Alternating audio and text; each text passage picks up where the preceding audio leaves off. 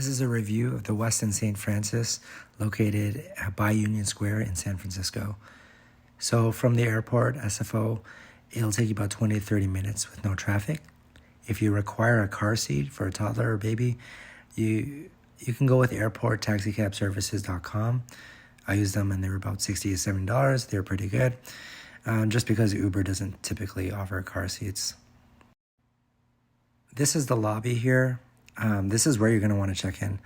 So if you have a taxi or an Uber, ask them to go to 362 Geary Street. It's not the main address of the hotel.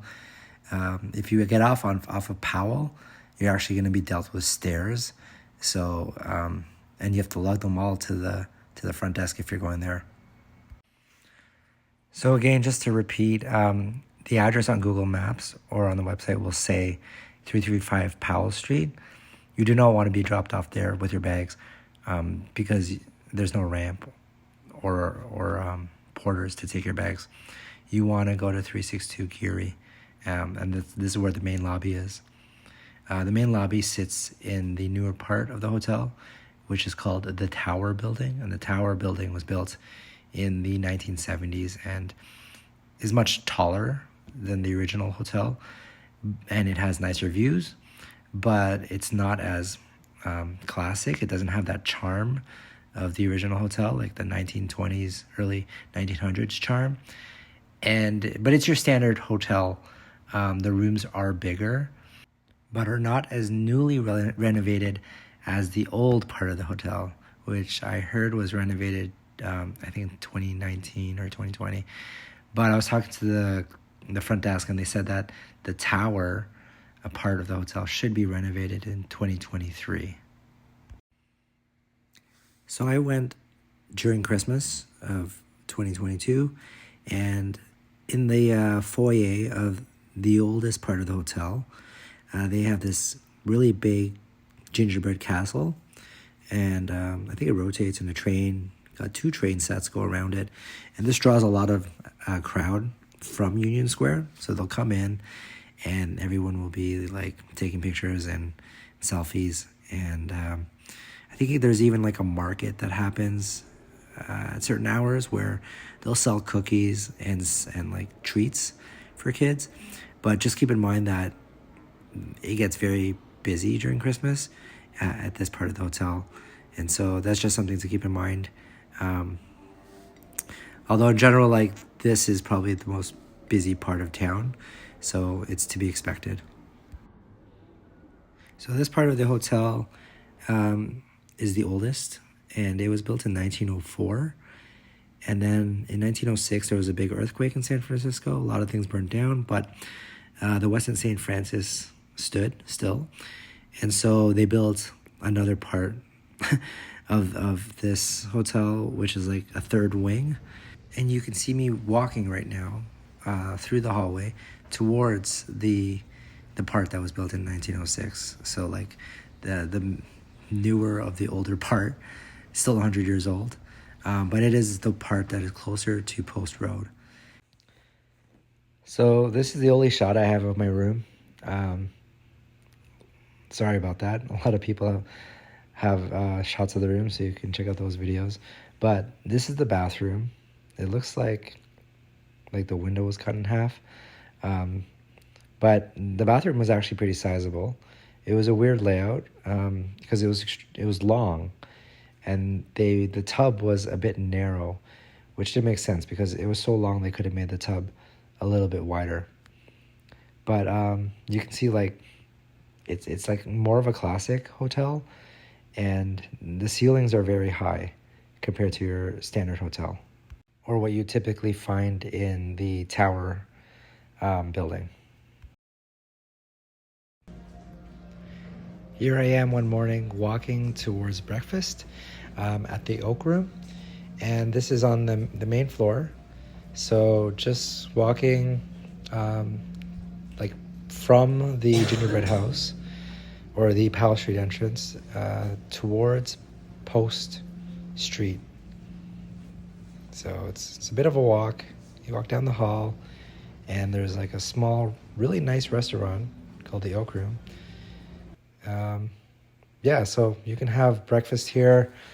I believe if you have a Marriott Bonvoy status, it's free.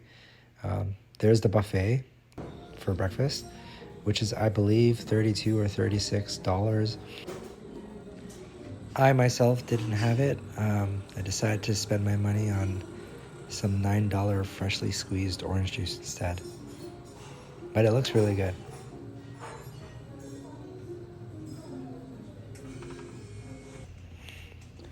When you're walking around the hallways in the older part of the building, do check out the fire escapes or the like the stairs, because they are really nice. Like, it's very historic looking. Like, just type of stairs you don't really see anywhere else.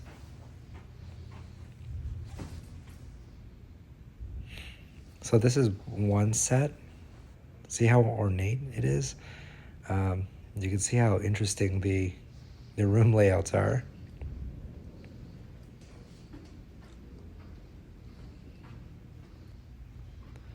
And there's all these interesting things that are from a bygone era. Like, I don't know what this is for.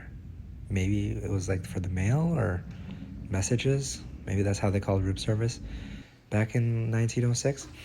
And then there's these doors, which they should really leave open because like this staircase is really nice. And it's really well adorned, and it's worth like going a few flights just to see it and experience it. Here's a map of the landmark side of the hotel. And so like the older side closer to Geary was the part built in 1904, and the part closer to Post was the new wing built in 1906.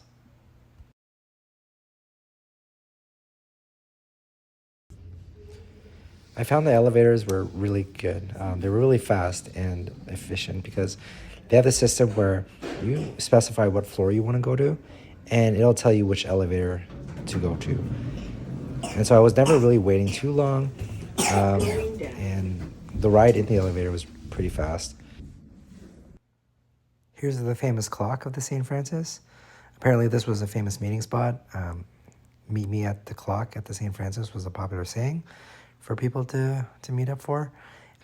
But moving on from the clock, another tip I wanted to talk about was the Bonvoy app. You should get it. It's great for checking in because you can check in without going to the front desk, and it'll give you a mobile key. So you can just use your phone to get into your room. However, if you do need more than one key, you can't get more than one mobile key. You actually have to get physical keys. So we needed 2 keys. So the next day I just went down to the front desk and got a physical key for my wife. Another great thing about the app is the chat feature. So I didn't even call service or front desk when I needed it. I just went on chat, and they're very quick. I believe it goes right to the front desk. But like if I needed more tea in the room, I needed more towels, I needed them to make the room, I just sent them a message on chat, and they'd usually respond within 5 minutes. And I found that to be a great feature. So here's that entrance that leads out to 362 Geary. I heard 362 is not even an address. They don't even have an address for this entrance, but that's just something that you can enter on Google Maps to direct you here. It's the entrance we had to go through because we had a stroller, and just down this way is Union Square. Oh, we clipped to the old staircase again. Here I am just walking down, looking out the window, out the back of the old building, which looks onto the new tower building. But yeah, you can see they've closed it off, so I don't know why they closed it off. Probably for fire reasons. But yeah, you kind of have to go through those doors to see this.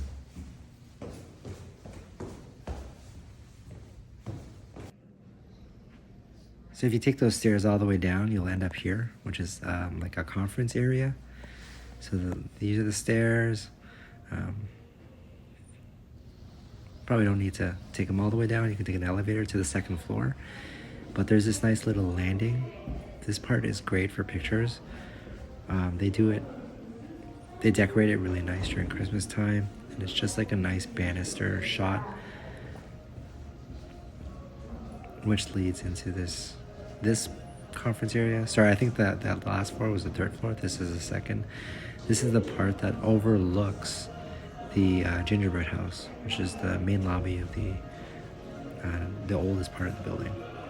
And apparently this is where like famous people would do their speeches.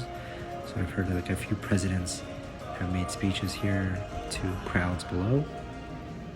But it's a cool part of the hotel to go to. And there's this really narrow staircase that you saw on the left there, and that just goes back up to the third floor again. So when I was booking this hotel, we got in on Friday, stayed till Wednesday, and I found the weekend was reasonably priced. I think it was around $200 or $300, but as soon as you hit like Monday, Tuesday, it went up to 400, close to 500 like on Tuesday. So depending on what's going on, San Francisco is a very business type of city, and so the hotel rooms can't get quite pricey during business days, Monday to Friday. Now this plaque was pretty interesting. It says the hotel property contains chemicals known to the state of California to cause cancer and birth defects and other reproductive harm. So it's not very reassuring. I don't know what to make of this. Maybe it's just asbestos in the insulation. But I guess like if they're letting people still stay there, it must be safe. And there was no other warning other than this plaque. So just if you have any more information about this, just post it in the comments. But overall, my stay was pretty good. The hotel staff is very friendly, very helpful. And it's like the location can't be beat. It's amazing. You're literally steps away from everything. And it's a very exciting hotel to stay in if you're visiting San Francisco as a tourist and you want to see everything. Because you get the feel of San Francisco. And this is like the hotel I believe that actually made San Francisco, because it was like one of the very first luxury hotels in the country. So that's my review. Thanks.